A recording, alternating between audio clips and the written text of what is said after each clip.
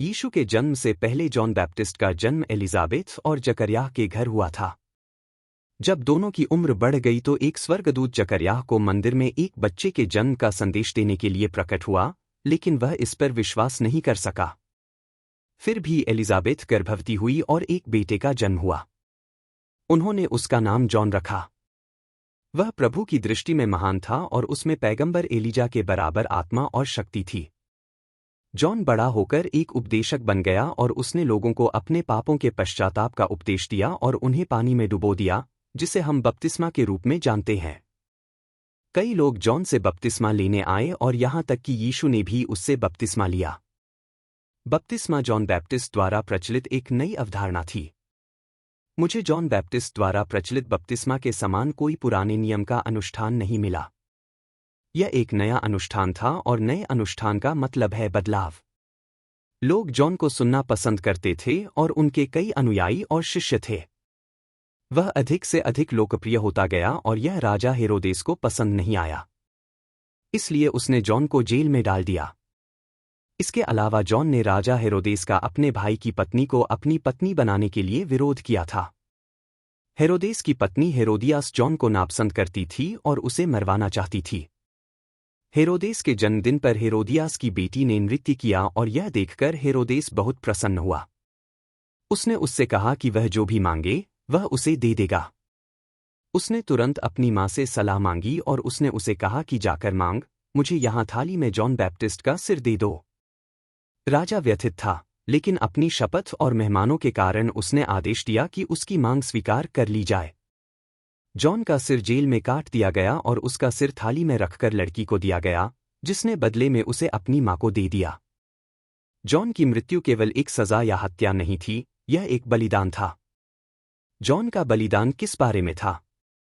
उसका बलिदान हमारे पापों के लिए नहीं था और नहीं हो सकता है, क्योंकि सभी मानव जाति के पापों के प्रायश्चित के लिए यीशु मरा है। हमें किसी अन्य जानवर या मनुष्य के बलिदान की आवश्यकता नहीं है। यीशु का बलिदान हमारे लिए पूर्ण है और किसी और बलिदान की आवश्यकता नहीं है। सवाल यह है कि फिर जॉन को क्यों मारा गया? उसने राजा हेरोदेस का विरोध किया था क्योंकि उसने अपने भाई की पत्नी को अपना बना लिया था। उनकी नज़र में यह कार्य अनैतिक और पापपूर्ण था। इसलिए उन्होंने अपवित्रता के खिलाफ बोला और उन्हें इसकी अंतिम कीमत चुकानी पड़ी। यूहन्ना पवित्रता के लिए मरा था और उसका बलिदान अपवित्रता के खिलाफ था। यीशु हमारे पाप के लिए मरा, लेकिन यूहन्ना बपतिस्मा देने वाला पवित्रता के लिए मरा। पवित्रता इतनी महत्वपूर्ण क्यों है? जब हम पुराने नियम को पढ़ते हैं तो हमें पवित्रता बनाए रखने से संबंधित कई अनुष्ठान मिलते हैं। अपवित्रता से बचने से संबंधित कई आज्ञाएं हैं। यीशु के आगमन के साथ नया युग आ रहा था। नए नियम का युग आ रहा था और पुराने नियम के युग का अंत क्षितिज पर था। पुराने नियम से जुड़ी हर चीज खत्म होने वाली थी, लेकिन एक बात परमेश्वर के दिमाग में बनी रही और वह थी पवित्रता। भले ही हर अनुष्ठान, कानून, रीति रिवाज खत्म हो जाए, फिर भी उसके लोगों को पवित्र होना ही था। पवित्रता की अवधारणा लाने के लिए परमेश्वर ने यीशु से पहले जॉन को भेजा। यीशु के उपदेश देने से पहले जॉन ने उपदेश दिया। यीशु के मरने से पहले जॉन मर गया। उद्धार से पहले पवित्रता थी। बपतिस्मा की जड़ें यीशु में नहीं बल्कि जॉन में हैं। यीशु ने स्वयं यूहन्ना से बपतिस्मा लेने का चुनाव किया। उसने स्वयं पहले पवित्र होना चुना। बपतिस्मा लेने का अर्थ है ईश्वर के लिए अलग होना और इसलिए पवित्रता अनिवार्य हो जाती है। मोज़ेक नियमों में विभिन्न करने और न करने की बातें दी गई थी। यह करने और यह न करने की सूची नए नियम की वाचा में नहीं है। पुराने नियम की पवित्रता में कोई विशेष आदेश नहीं है, जैसे शराब न पिए, धूम्रपान न करें। जब भी ईश्वर मनुष्य से मिले तो उन्होंने मनुष्य में पवित्रता की तलाश की। जब ईश्वर ने जलती हुई झाड़ी के माध्यम से मूसा से बात की तो उन्होंने पवित्रता के बारे में बात की। निर्गमन अध्याय 3:5। और करीब मत आओ, ईश्वर ने कहा। अपनी चप्पल उतार दो, क्योंकि जिस स्थान पर तुम खड़े हो वह पवित्र भूमि है। दुनिया के लोग पवित्र या अपवित्र हो सकते हैं, लेकिन ईश्वर चाहता है कि उसके लोग पवित्र हों। सैमसन को ईश्वर ने दृढ़ता से अभिषिक्त किया था, फिर भी उसके जीवन में अपवित्रता थी। अंततः उसे उसके दुश्मनों ने पकड़ लिया, उसे अंधा कर दिया गया और जेल में डाल दिया गया। भले ही आप सैमसन की तरह शक्तिशाली रूप से अभिषिक्त हों, लेकिन अगर आपके पास पवित्रता नहीं है तो आपके असफल होने की संभावना है। अगर आपके अंदर पवित्रता है तो परमेश्वर आपके साथ हैं और आपके सफल होने की संभावना अधिक है। दुनिया जंगली और स्वतंत्र है। उनके पास सब कुछ है लेकिन उनमें पवित्रता की कमी है। वे साफ सुथरे कपड़े पहन सकते हैं, फिर भी उनके अंदर पवित्रता की कमी है। याद रखें कि परमेश्वर बहुत लंबे समय तक अपवित्रता के साथ नहीं रह सकते। आपकी पवित्रता परमेश्वर को आपके साथ रखेगी। बपतिस्मा हमें जॉन बैप्टिस्ट और उनके बलिदान के बारे में याद दिलाता है। यह हमें पवित्रता के बारे में याद दिलाता है। बपतिस्मा लेने का मतलब है यह घोषणा करना कि मैं एक पवित्र जीवन जीऊंगा।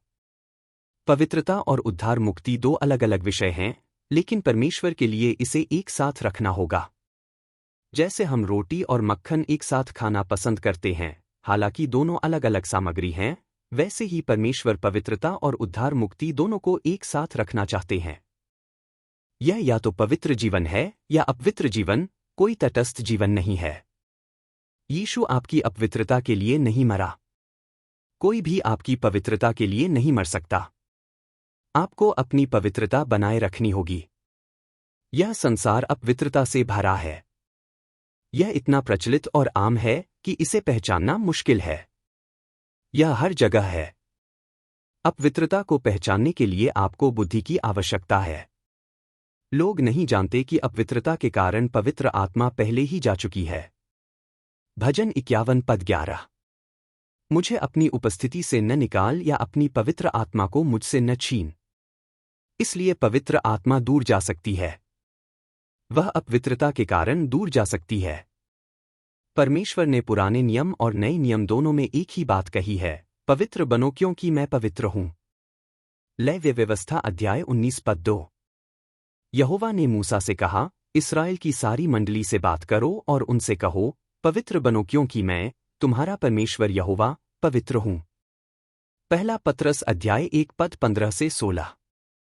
पर जैसा तुम्हारा बुलाने वाला पवित्र है, वैसे ही तुम भी अपने सारे कामों में पवित्र बनो, क्योंकि लिखा है, पवित्र बनो, क्योंकि मैं पवित्र हूं।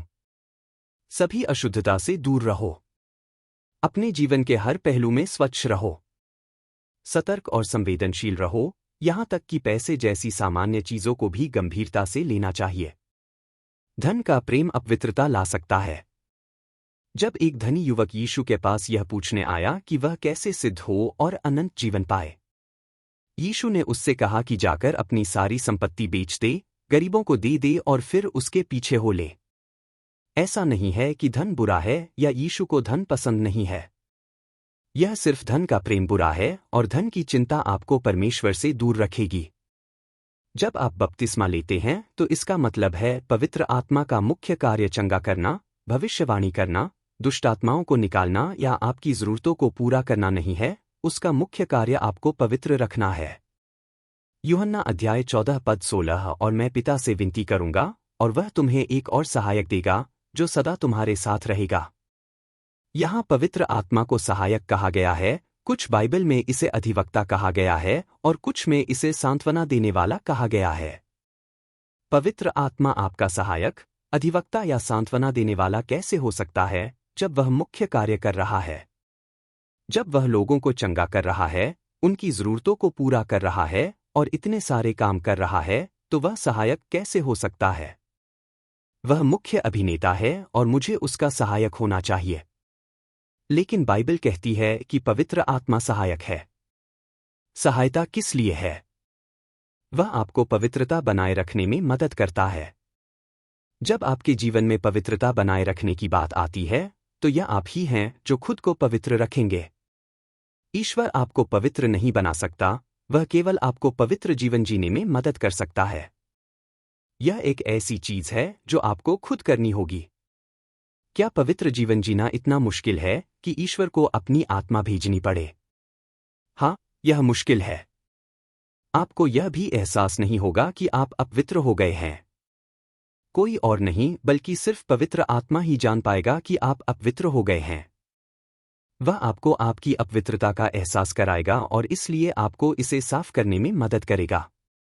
जब राजा दाऊद अपवित्र हो गया, तो पवित्र आत्मा नबी नाथन पर आई और उसने जाकर दाऊद से सीधे उसकी अपवित्रता के बारे में बात की। जब आप पवित्र आत्मा प्राप्त करते हैं तो यही होता है। कुछ लोग कहते हैं कि बपतिस्मा के बिना आप स्वर्ग नहीं जा सकते और कुछ कहते हैं कि बपतिस्मा के बिना भी आप स्वर्ग जा सकते हैं। बपतिस्मा का स्वर्ग या नर्क से कोई लेना देना नहीं है। यह आपके सांसारिक जीवन से संबंधित है। बपतिस्मा स्वर्ग में उपलब्ध नहीं है। यहां तक कि यीशु जो स्वर्ग से आए थे, उन्होंने भी इस दुनिया में बपतिस्मा लिया। बपतिस्मा एक समारोह बन गया है जिससे यह घोषित किया जाता है कि कोई व्यक्ति आधिकारिक रूप से ईसाई बन गया है। बपतिस्मा आपको ईसाई नहीं बनाता। यीशु ने खुद किसी को बपतिस्मा नहीं दिया। यह लोगों की सोच का तरीका है और यह चर्च और समाज का नियम बन गया है। दुनिया ऐसी ही है। शाश्वत उद्धार के लिए पवित्रता के साथ ईश्वर के साथ संगति एक सुंदर संयोजन है। यह जोड़ी ईश्वर की नज़र में सुखद अच्छाई को जन्म देती है।